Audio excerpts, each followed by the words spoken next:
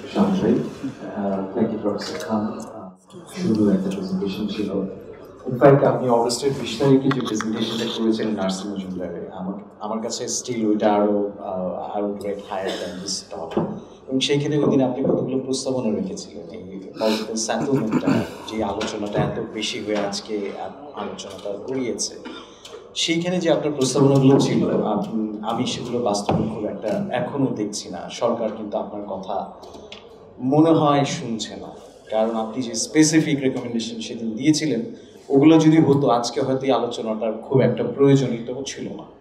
So fast forward 8-9 মাস পরে এসেও আমরা যখন ওই একই লুপহোলে ঘুরছি, সো আমার মনে হয় যে আমাদের এই সরকার কোথায় যেন শুনছে না, যে জিনিসগুলো শোনার কথা সেগুলো হচ্ছে না। আমরা কথা বলে যেতে পারি। খুব রিসেন্টলি আমি একজন মানুষের সাথে কথা বলছিলাম, চায়ের দোকানে গেলে অনেক ইনসাইট পাওয়া যায়। সেখানে একজন বলছিলেন যে একসময় গত 15 বছর ছিল আমি বলতে চেয়েছি কিন্তু বলতে পারি নাই, এখন বলতে পারি কিন্তু কেউ শোনে না। তো আমরা এই কথা বলার যে অধিকারটা পেয়েছি, অফকোর্স এটা জুলাই মুভমেন্টের একটা বড় সাইড। আমরা এখানে ফ্রি অ্যান্ড ফ্র্যাঙ্ক ডিসকাশন করতে পারছি, কিন্তু কতটুকু শোনা হচ্ছে, কতটুকু শোনা হবে, সেই জায়গাটাতেই বোধহয় আমার একটা রিজার্ভেশন আছে, এবং আমি জানি না এটা কতটুকু শোনা হবে।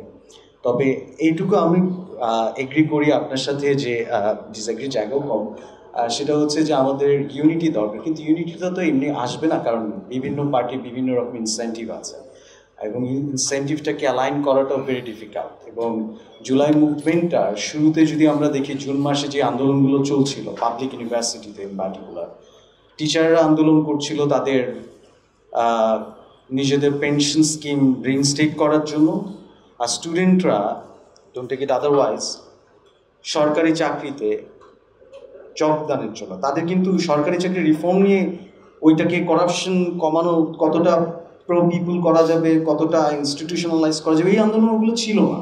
তারা চেয়েছে ওটার পার্ট হতে। সো এইখানে যখন খুব বেশি বলা হয় যে অনেক কিছু চেঞ্জ হয়েছে, অনেক কিছু করা হয়েছে, তাদের এক্সপেকটেশনটি তো খুব লো ছিল, যে আমিও মতিউর হতে চাই, বেনজির হতে চাই। সেখান থেকে ঘটনাচক্রে অনেক কিছু ঘটে গেছে। সো তাদের কাছ থেকে আপনি যদি এখন অনেক রিফর্ম এক্সপেক্ট করেন, that will be too much to us. কারণ তারা ওই ধরনের রিফর্মের স্বপ্নই দেখে। তারা চেয়েছে ওই সার্ভিসেই ঢুকে, ওই সার্ভিসের পার্ট, ওই সিস্টেমের পার্ট, সিস্টেমটাকে চেঞ্জ করার নিয়ে আলোচনা কখনই ছিল।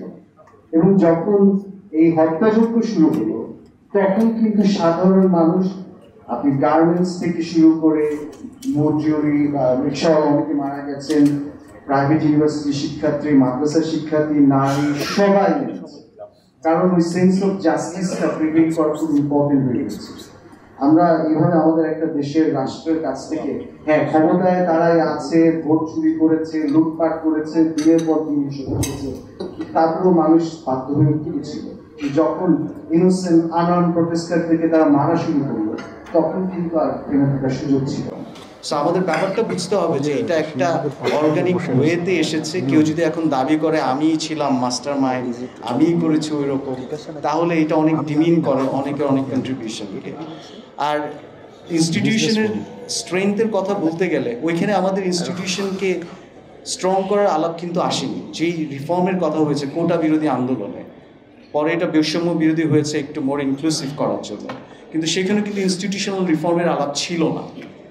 আমরা যদি এখন ইনস্টিটিউশনাল রিফর্মের আলাপ করতে চাই, আমাদের সোসাইটিতেও কিছু কিছু সাকসেস স্টোরি আছে। যেমন আপনারা, আমি একটু ভিন্ন প্রসঙ্গে উদাহরণটা নিয়ে আসি। এই দেখবেন আমরা প্রায় ভোগ্যপণ্যের আলাপে আসলে সিন্ডিকেট সিন্ডিকেট সিন্ডিকেট আলাপ শুনি। এই আলাপগুলো একই রকমভাবে তো প্রযোজ্য হতে পারতো ফার্মাসিউটিক্যাল ইন্ডাস্ট্রিতেও। সেখানে কেন কার্টেল ফর্ম হচ্ছে না, সিন্ডিকেট ফর্ম হচ্ছে না? সেখানে তো ভোক্তা অধিকারের ম্যাজিস্ট্রেটকে এভাবে রেট দিতে হয় না।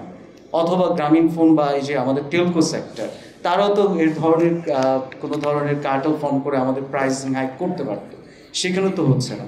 সো পলিসির প্রপার ইমপ্লিমেন্টেশন থাকলেও ওইখানে ম্যাজিস্ট্রেট, র্যাব, আর্মি, পুলিশ নামায় করার দরকার নেই, এবং ওগুলো ফিউটাইল, ওগুলো দিয়ে আসলে কোনোদিন কিছু হবে না। এগুলো মানুষকে খুশি করার জন্য হয়। সো পলিসি আমাদের এখানে আছে, ইমপ্লিমেন্টেশনের জায়গাটাতে আপনি পুলিশ অ্যাক্ট বলেন, আমাদের সিভিল সার্ভিস অ্যাক্ট বলেন, সেখানে যেগুলো আছে সেগুলো ঠিক রেখে কখনোই আপনি ভালো কিছু এক্সপেক্ট করবেন না। কি আছে সেখানে? Either you have to obey government's order or you have to resign. তো এখানে আমি যতই আমার বিবেক কাঁদুক, আমি তো কিছু করার নাই। এই প্রসেসগুলো তো এখনো তাই আছে। আমরা খুব রিসেন্টলি দেখছি একটা পার্টিকে গ্রো করানোর চেষ্টা করা হচ্ছে। কেউ কেউ হয়তো একটু দ্বিমত করবে, এতেশাম ভাই এখানে আছেন, এতেশাম ভাইকে আমি অন্যভাবে চিনি, সেটা সেই জুলাই মুভমেন্টে যখন আমরা রাতের পর রাত এই সলিডারিটি মুভমেন্টগুলো নিয়ে আলাপ করছিলাম, এতেশাম ভাইকে একটু আমি আবারও অন্যভাবে পরিচয় করাতে চাই, নট এনসিপি হিসেবে। সেটা হচ্ছে এতেশাম ভাইয়ের এবং আমাদের যারা এক্সপার্ট কমিটি ছিলেন তারা কিন্তু হ্যাভিলি ইনভলভ ছিলেন আমাদের এই মুভমেন্টের সাথে। ওনাদের এই কন্ট্রিবিউশনগুলো খুব একটা হাইলাইটেড হয় না। তো ওই আলাপে আসতে গেলে আমরা যেটা বলতে চাচ্ছি যে আমাদের ইনস্টিটিউশনাল রিফর্মের জায়গাগুলোতে যে মানুষগুলো এখনো বসে আছেন প্র্যাকটিস ইমপ্লিমেন্ট করবেন, সেই ব্যুরোক্রেসিতে কি কোনো গুণগত চেঞ্জ এসেছে বা আসবে? তারা আজকেও কি নিয়ে আন্দোলন করছে আপনারা দেখছেন, তারা কি জন্য তাদের কর্মবিরতি করে বসে আছে। সো তারা তাদের ইনফ্যাক্ট এই জুলাই রেগুলেশনের সবচেয়ে বিগেস্ট বেনিফিশিয়ারি তো অ্যাডমিনিস্ট্রেশনই দেখছে, ধুমায় প্রমোশন পাচ্ছেন, অনেকের অনেক কিছু হচ্ছে, কিন্তু এর বাইরে কি আমরা তাদের কাছ থেকে গুণগত কোনো পরিবর্তন দেখেছি, প্রো পিপল কোনো অ্যাক্টিভিটি দেখেছি? আমি তো দেখছি না। সো এদেরকে সাথে রেখে আমি যখন কাজে যাব খুব একটা কিছু দেখবো। আমরা একটা এজেন্সির কথা প্রায়ই শুনি, সেই এজেন্সির প্রোভাইড করা প্রেস নোটও একটা ডেইলি নিউজ পেপার পরশুদিন পাবলিশ করলো এই নিউলি ফর্ম পলিটিক্যাল পার্টির মেইন কনভেনারকে টার্গেট করে। আমাদের পিএবির ডিজি এখানে বসে আছেন।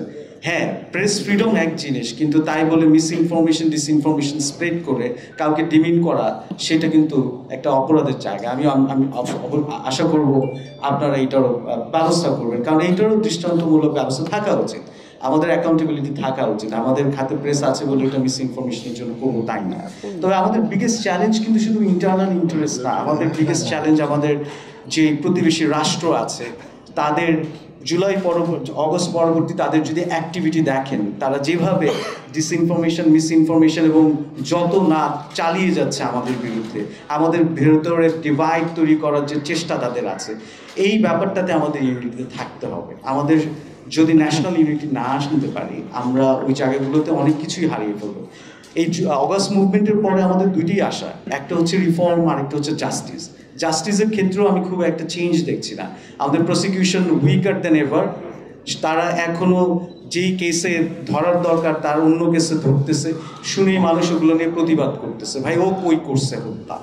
সো এই ধরনের ইস্যুসগুলো আমাদেরকে একটু দেখতে হবে যে আমাদের পুলিশ রিফর্ম, আমাদের প্রসিকিউশন, আমাদের জুডিশিয়ারি, আমাদের অ্যাডমিনিস্ট্রেশনস, এইগুলোতে যদি আমি চেঞ্জ না করি, এরা তো একটা বিগার অর্গানোগ্রাম। আমরা পলিটিক্যাল লিডারশিপ নিয়ে বেশি কথা বলছি, তাদেরকে কি চেঞ্জ করা দরকার? তারা অলরেডি মেসেজ পেয়ে গেছে যে নেক্সট 15-20 বছর 30 বছরেও আরেকটা আওয়ামী লীগ তৈরি হতে তারা অনেক ভয় পাবে, কারণ বাংলাদেশের এই জেনজি যতদিন আছে তারা এত সহসা এই ধরনের কিছু করার সাহস পাবে না।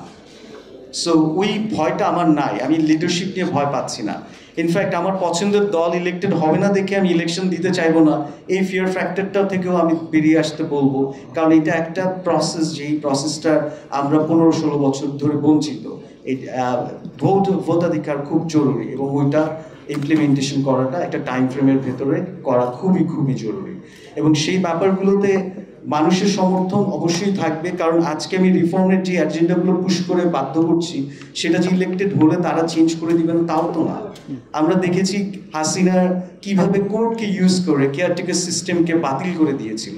সো এই ধরনের ইস্যুসগুলো থাকবে। But thank you so much Daira, thank you so much Shahan ভাই অ্যান্ড এভরিওয়ান। ভালো থাকবেন।